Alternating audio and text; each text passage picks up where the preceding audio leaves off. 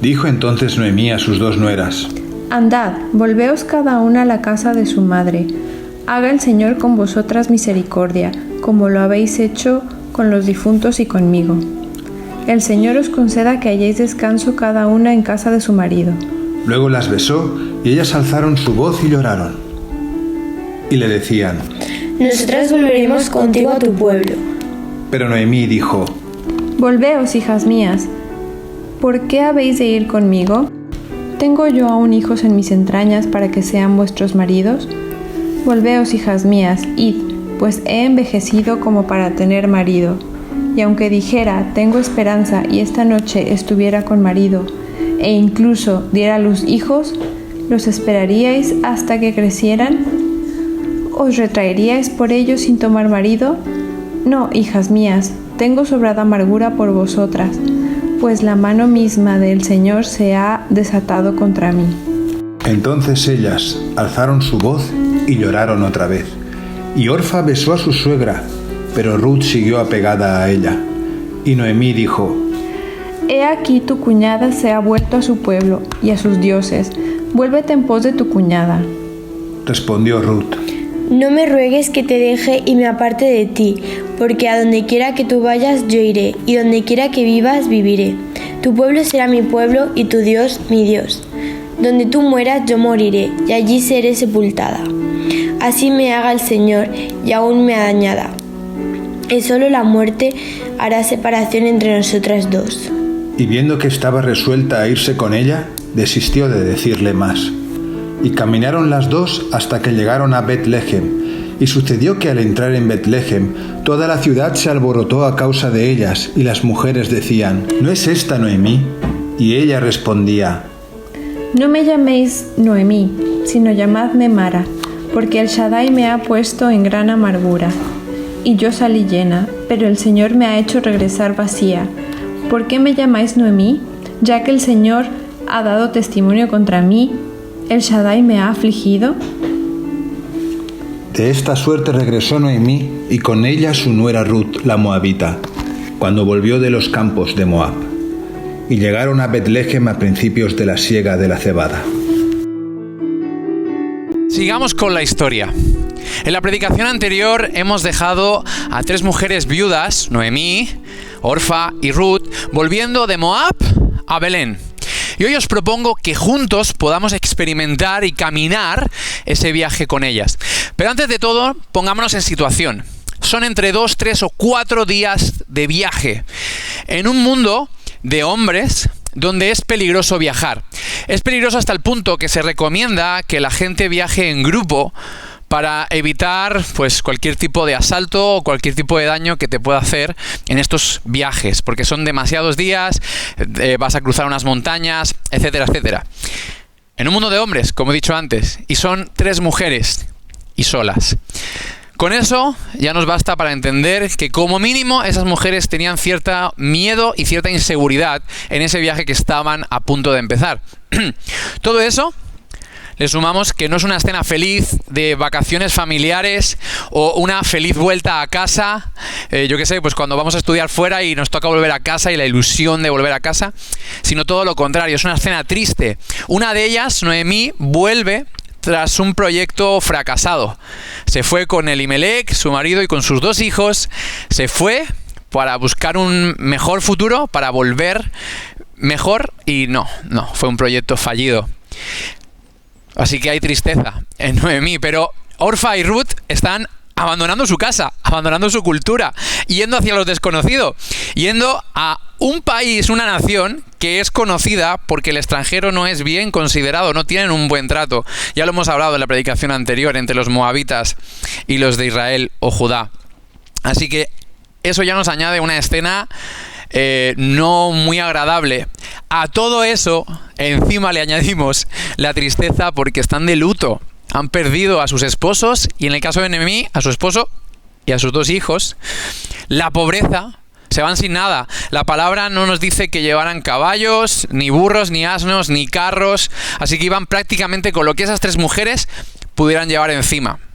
Bastante poco, en mi opinión, lo que debían llevar. Por tanto, es una escena para mí, o yo la veo con muy poca esperanza, triste, silenciosa. No sé cómo te la imaginas tú, pero yo me la imagino así. Me la imagino cabizbajas, pensativas, una escena silenciosa, como os digo. Y en medio de esta escena, Noemí, esta cabeza de familia tan peculiar, rompe el silencio. Rompe el silencio diciendo: dijo entonces Noemí a sus nueras: andad, volveos cada una a casa de su madre. Haga Yahvé con vosotras misericordia, como la habéis hecho con los difuntos y conmigo. Yahvé os conceda que halléis descanso cada una en casa de su marido. Luego las besó y ellas alzaron la voz y lloraron. En medio de esta escena que ya es triste de por sí, Noemí encima rompe el silencio para proponer un divorcio. Pero un divorcio atípico. No porque les caiga mal, no porque las odie, no porque no las quiera, sino todo lo contrario. Es un divorcio por amor. ¿Por qué digo que es por amor? Pues por las palabras de bendición que salen de la boca de Noemí. Dice: Yahvé haga con vosotras misericordia. Yahvé os conceda descanso. Les está deseando misericordia y descanso. Es algo increíble, son palabras de bendición, es un divorcio por amor. Y déjame abrir un pequeño paréntesis, porque hay cosas muy interesantes en las palabras de Noemí. Lo primero es: Yahvé os conceda. Está saliendo de la boca de Noemí la palabra Yahvé. Es muy curioso, porque realmente si quisiera hacer una bendición que tuviera sentido para sus nueras, debería haber utilizado el Dios de sus nueras, el Dios Quemos, el Dios moabita. Pero Noemí no está invocando a un Dios extranjero, está invocando a su Dios, el único Dios que vale la pena ser invocado, el único Dios verdadero. Yahvé no ha desaparecido de la boca de Noemí, y eso me hace pensar de que Noemí sigue siendo fiel a Dios en medio de toda esa situación complicada que le está tocando vivir. Y no solo eso, Yahvé aparece ligado a dos conceptos bonitos: misericordia y descanso. Misericordia, una palabra que traducido en el hebreo es realmente mucho más profundo que misericordia. Quiere decir ternura, fidelidad, bondad, gracia, pacto. Y cuando habla de descanso no habla de un tiempo de ocio, sino habla de esa seguridad, tranquilidad y protección. O sea, fíjate las dos cosas que Noemí liga con Jehová. De hecho, ella reconoce que Jehová es el proveedor de la misericordia y del descanso. No lo digo yo, lo está diciendo Noemí. Lo curioso es que Noemí reconoce que Dios es el proveedor de todo eso cuando ella no tiene ninguna de esas dos cosas. Ella no está experimentando ni la misericordia ni el descanso. Pero aún así reconoce que ambas cosas provienen de Yahvé. Noemí parece ser que ha aceptado la voluntad de Dios, acepta su soberanía, pero no renuncia a su fe. Y eso hace que yo me pregunte, cuando las cosas van mal, ¿qué escuchan mis hijos de mi boca? Dios sigue siendo el proveedor de misericordia y descanso, aun cuando yo no lo recibo. Dios sigue siendo el proveedor de misericordia y descanso, aun cuando nuestra familia no lo está recibiendo. Creo que aquí Noemí nos está dejando una gran lección de lo que es la fe y la confianza en Dios a pesar de las circunstancias. Pero bueno, cierro el paréntesis y seguimos con la historia, si os parece.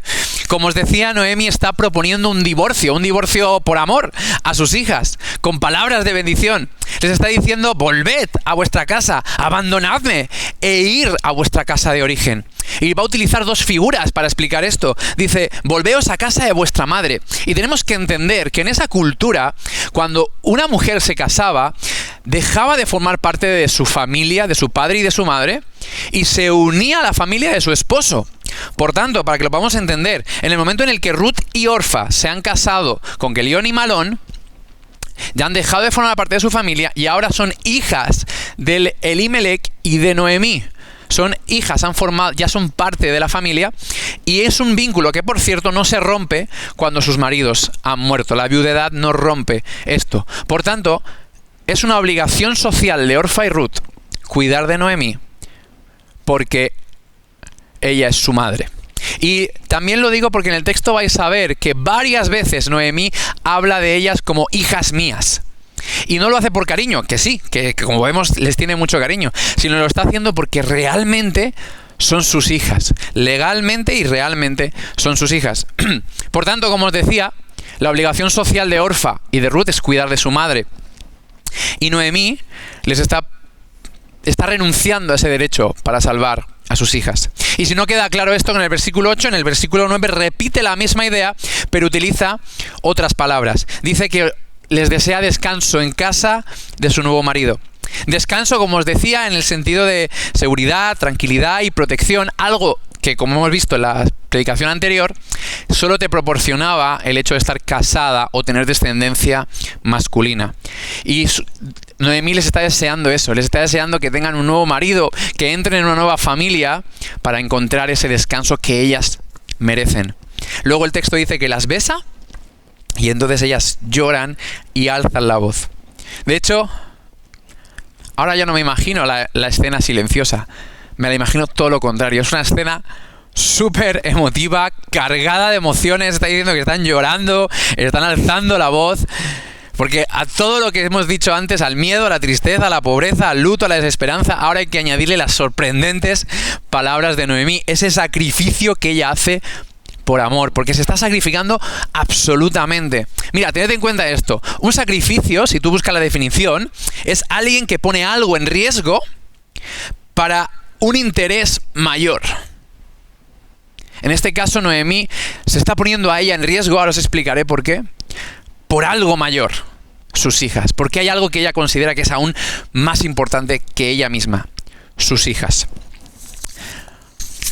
¿Por qué? ¿Por qué se está poniendo en riesgo? Os lo cuento. Porque Noemí, al lugar donde va, a Israel, a Judá, es una carga para sus hijas. Es una carga porque la situación realmente para ellas es muy complicado. Primero, cuando lleguen allí, si quieren prosperidad, si quieren descanso, está solo al amparo, como os he dicho, de poder casarse de nuevo. Y es muy difícil que alguien se quiera casar con Orfa y con Ruth. Primero, hay que encontrar a alguien que quiera casarse con ellas, siendo ya viudas.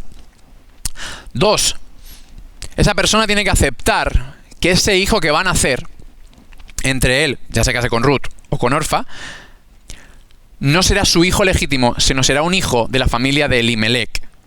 Esto, quedaos con esta palabra, levirato, lo estudiaremos en próximas predicaciones, no quiero dedicar mucho tiempo a esto, pero tiene que aceptar eso, que su primer hijo ni siquiera será para él.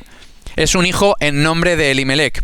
A todo esto añádele que Ruth y Orfa son moabitas, son extranjeras. Y también ya hemos visto en la predicación anterior cómo era la relación entre Moab e Israel. E incluso la misma ley de Dios desaconsejaría ese matrimonio.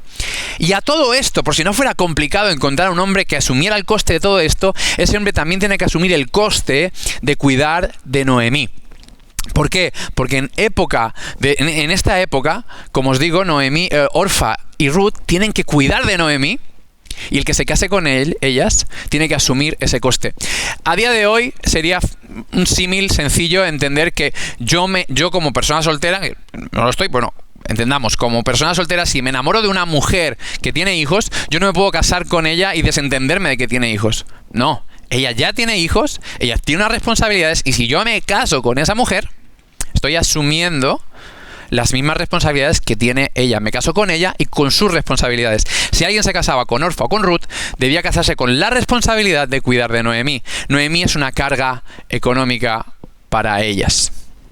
No sé si estáis entendiendo la situación que estoy describiendo, pero en otras palabras, Noemí es consciente que el lugar donde van, si se lleva a sus hijas, las está condenando a una vida sin futuro. A no ser que haya una intervención divina. Pero es que claro, Noemí no confía, porque de momento, hasta ahora, ella no ha experimentado esa intervención divina. De hecho, en el versículo 13, permitidme que lo busque, lo veréis, que ella dice: la mano misma de Yahvé se ha desatado contra mí. Noemí no confía en esa intervención divina. Pero a la vez, la tragedia es que aunque sean ínfimas las esperanzas que tiene, sin ellas no hay ninguna esperanza. Si ellas se van, Noemí queda condenada a una vida de mendicidad, pobreza y soledad. ¿Entendéis por qué digo que Noemí se está sacrificando por sus hijas? Noemí se está sacrificando, está hipotecando su futuro para salvar a sus hijas. Con ellas a su lado, tenía muy poca, pero algo de esperanza. Sin ellas, ninguna. ¿Cuál es la motivación de Noemí? Yo solo veo una en el texto y es el amor que les tiene como madre. Y esta actitud de Noemí hace que yo me pregunte, ¿estoy dispuesto a sacrificarme por mis hijos? ¿Estoy dispuesto a ponerme en riesgo y a ponerlos a ellos por encima de mí? Pero un pasito más. ¿Estoy dispuesto a soltarles y a empujarles hacia un mejor futuro, aun cuando eso les separe irremediablemente de mí? ¡Qué duro! ¡Qué duro es experimentar el camino de Noemí! Decirle a tus hijos, a tus hijas, iros porque es mejor que ya no estemos juntos. ¿Estoy dispuesto a sacrificarme hasta ese punto por mis hijos? Dice el Salmo 127:4 que los hijos son flechas y la naturaleza de una flecha es ser lanzada lo más lejos posible. Es irremediable que la flecha se separe del arquero. La flecha en el carcaj, esa bolsita que llevan aquí, los arqueros, no tiene sentido. Su propósito está en el aire, pero en cuanto coge su propósito, se aleja del arquero. ¿Estaremos dispuestos como padres a hacer el sacrificio de Noemí? ¡Wow! Hay mucho que pensar en esto, ¿verdad? Pero sin tiempo a ello, sigamos leyendo, porque hay una respuesta rápida de sus hijas. Dicen, no, nosotros volveremos, pero contigo, a tu pueblo. Ellas libremente están escogiendo quedarse con su madre y rechazan su opinión. Claro, ellas no contaban que las madres son un poco cabezonas y no se van a rendir tan fácil. Versículo 11. Pero Noemí dijo, volveos, hijas mías, ¿por qué habéis de ir conmigo? ¿Tengo yo aún hijos en mis entrañas para que sean vuestros maridos? Volveos, hijas mías, id, pues he envejecido como para tener marido, y aunque dijera, tengo esperanza y esta noche estuviera con un marido o incluso diera a luz hijos, ¿los esperaríais hasta que crecieran? ¿Os retraeríais por ellos sin tomar marido? No, hijas mías, tengo sobrada amargura por vosotras, pues la mano misma de Yahvé se ha desatado contra mí.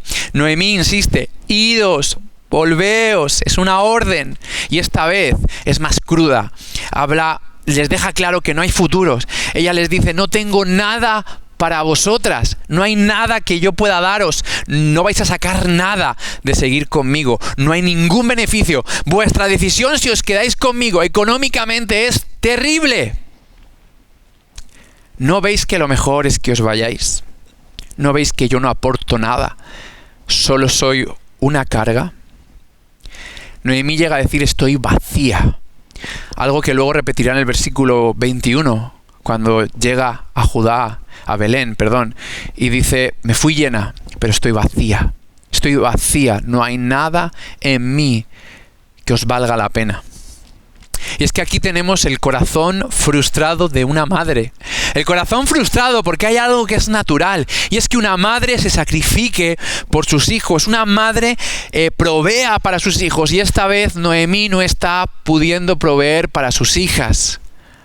Por eso el único camino que ella ve razonable que aún puede hacer como madre es sacrificarse. Porque lo natural es padres proveyendo hacia hijos. Padres sacrificándose por hijos. De hecho, Noemí dice, estoy vacía, pero hay algo que me sobra. La amargura. Eso me sobra. ¿Por qué? Y esto, permitidme que haga una paráfrasis. Realmente es como si ella dijera, esto ya es suficiente duro para mí, pero peor es para mí si pienso que esta situación os arrastra a vosotras. Desvinculaos de mí. Escapad del juicio de Dios. Yo lo acepto, pero vosotras no tenéis por qué cargar con ello. No hay nada más duro que ver sufrir a un hijo. Y Noemí ya ha visto morir a dos. Noemí dice, no, estoy frustrada, no hay nada para mí. Y no quiero ver cómo morís, o cómo padecéis, o cómo sufrís. Me sobra la amargura. Marchaos, abandonadme. Bajaos del barco, escapad al juicio de Dios sobre mi familia. ¡Wow! Y es que es así. Los sentimientos como padres se potencian. Amas como nunca has amado, echas de menos como nunca has echado de menos, y sufres y lloras como no lo habías hecho antes. Qué dura es la situación de Noemí. Y estoy hablando mucho de padres a hijos, y quizás tú dices, es que yo no soy padre ni soy madre. No estoy en esa situación. ¿Qué tiene que decirme esto el texto para mí? Sí quiero hablarte de que eres padre espiritual, o por lo menos llevamos semanas, todo este año retándote a que seas padre, a que discipules, a que seas un mentor, a que acompañes a la gente. Y esto es totalmente aplicable a eso. Los sacrificios que está haciendo Noemí por sus hijas son comparables a los sacrificios que también debemos hacer cuando estamos discipulando a alguien y ejerciendo una paternidad espiritual sobre esas personas. Entonces, versículo 14. Ellas alzaron la voz y lloraron otra vez. Y Orfa besó a su suegra, pero Ruth siguió apegada a ella. ¡Wow! Aquí hay un cambio en la historia. Orfa esta vez es la que besa a Noemí y se despide. Acepta la realidad y obedece a la lógica humana y a su madre y acepta el divorcio. La decisión de Orfa es totalmente contrastada con la de Ruth, que dice el texto que siguió apegada a ella. Y el autor de Ruth utiliza la misma palabra que el autor de Génesis en el Génesis 2:24. En Génesis 2:24 os lo leo. Dice esto. Y por tanto, no quiero decir de memoria, quiero leerlo bien. Dice 2:24, por eso abandonará el hombre a su padre y a su madre y se unirá a su mujer y será una sola carne. Y se unirá. La palabra que utiliza para pegarse es la misma palabra que utiliza Génesis 2:24 para decir unir. Muy interesante, hablaremos de eso luego, pero quiero centrarme un poco en Orfa, en su decisión lógica. Y abrir un paréntesis, porque si os fijáis hay una misma educación. Noemí ha educado a sus hijas igual, hay un mismo testimonio para ambas, pero hay una respuesta muy diferente. Una la va a abandonar, otra se va a unir. Y eso nos tiene que ayudar a entender como padres espirituales que nuestro comportamiento puede ayudar a nuestros hijos a tomar buenas decisiones, pero no es determinante, porque la última palabra la tienen cada uno de ellos. Aquí, ante un mismo ejemplo, un mismo testimonio, una misma vida, hay dos respuestas diferentes. Pienso en Judas, discípulo de Jesús, que recibió las mismas enseñanzas que el resto de discípulos, pero él, teniendo el mejor maestro, al mejor líder, eligió otro camino. Este viaje de 3 ya se ha convertido en un viaje de 2. Pero Noemí está afincada a ese refrán que dice: a la tercera va la vencida y vuelve al ataque.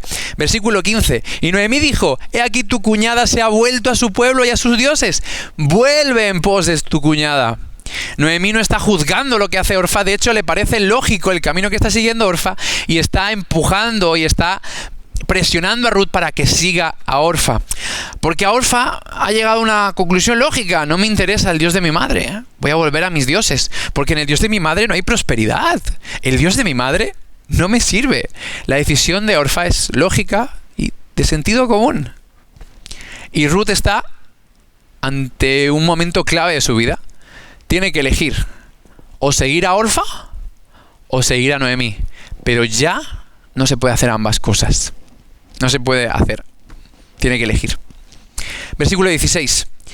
No me ruegues que te deje y me aparte de ti, porque a donde quiera que tú vayas, yo iré. A donde quiera que vivas, viviré. Tu pueblo será mi pueblo y tu Dios mi Dios. Donde tú mueras, yo moriré y allí seré sepultada. Así me haga Yahvé y aún me añada que solo la muerte hará separación entre nosotras dos.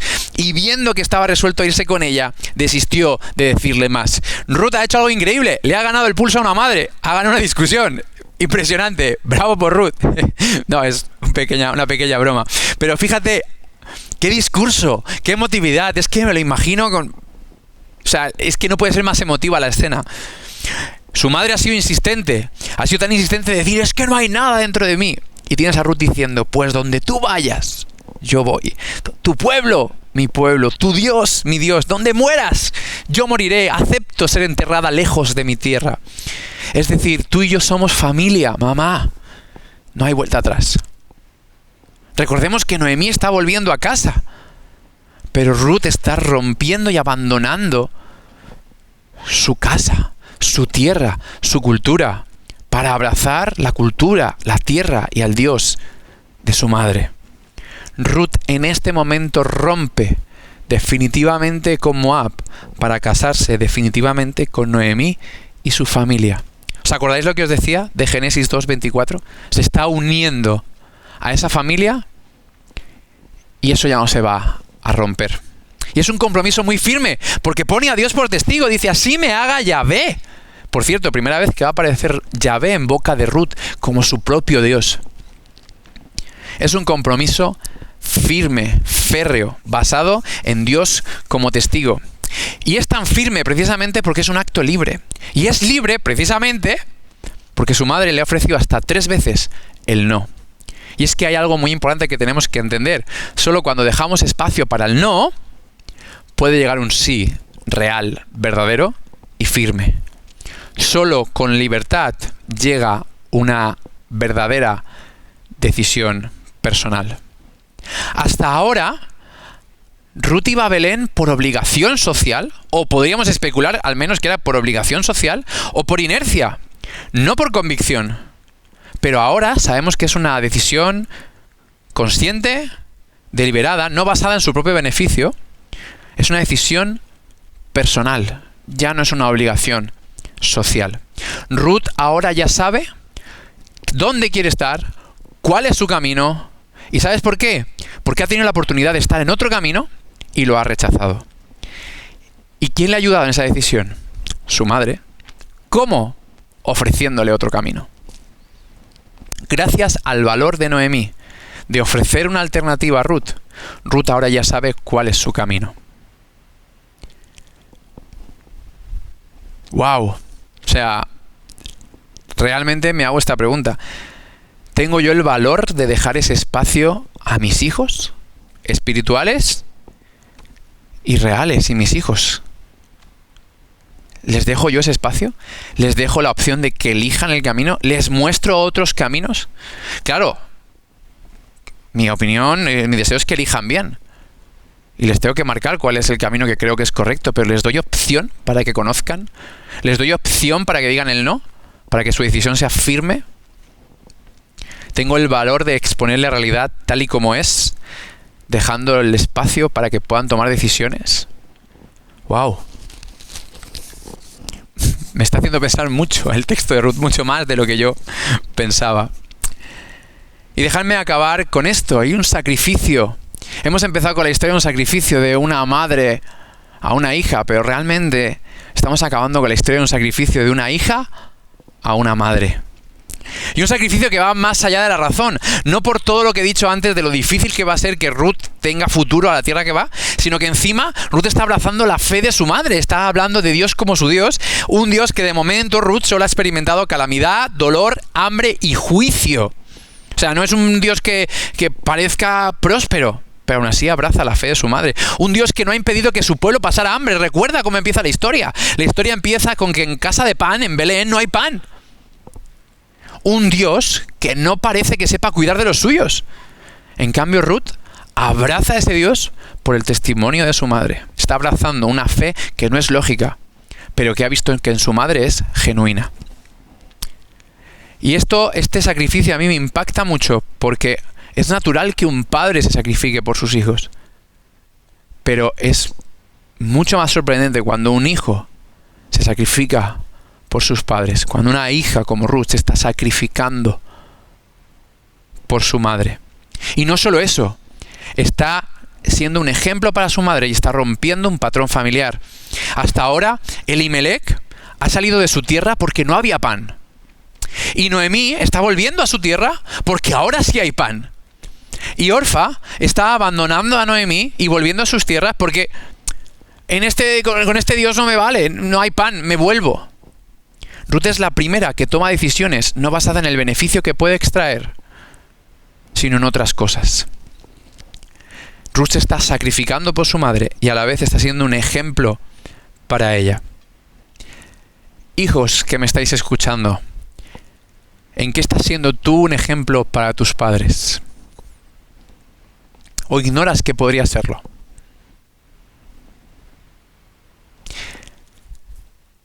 ¿En qué estás siendo un ejemplo? ¿En qué te estás sacrificando por tus padres? ¿Sabes qué? No estás condenado a repetir el patrón familiar. Puedes romperlo como lo hizo Ruth y ser un ejemplo para tus padres. Sacrifícate. Ponlos a ellos por encima de ti. Sigue el ejemplo de Ruth, más allá de toda lógica humana. ¿Cómo llegó Ruth a hacer este sacrificio?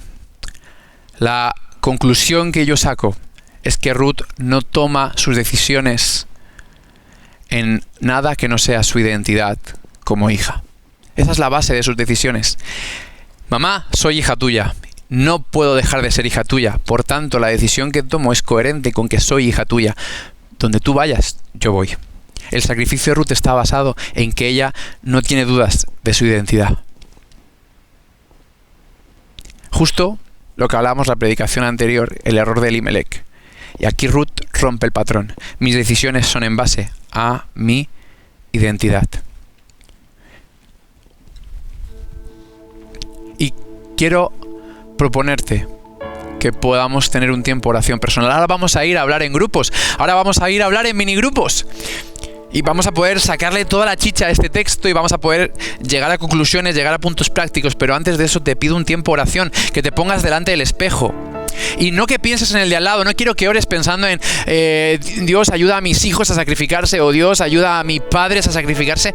No, quiero que tengas un tiempo personal tú con Dios delante del espejo y que tú te puedas preguntar y le puedas preguntar a Dios si tu relación familiar está basada en la lógica humana o en tu identidad como hijo o como padre.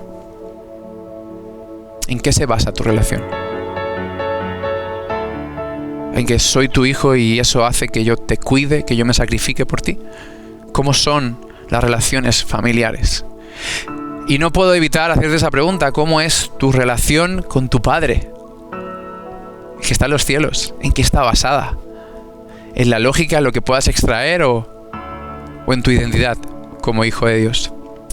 ¿Qué sacrificios estamos haciendo por nuestras familias, iglesia? ¿Qué sacrificios estamos haciendo por nuestras familias? Por amor a Dios. Como hijos de Dios, ¿qué sacrificio estoy haciendo por mi familia?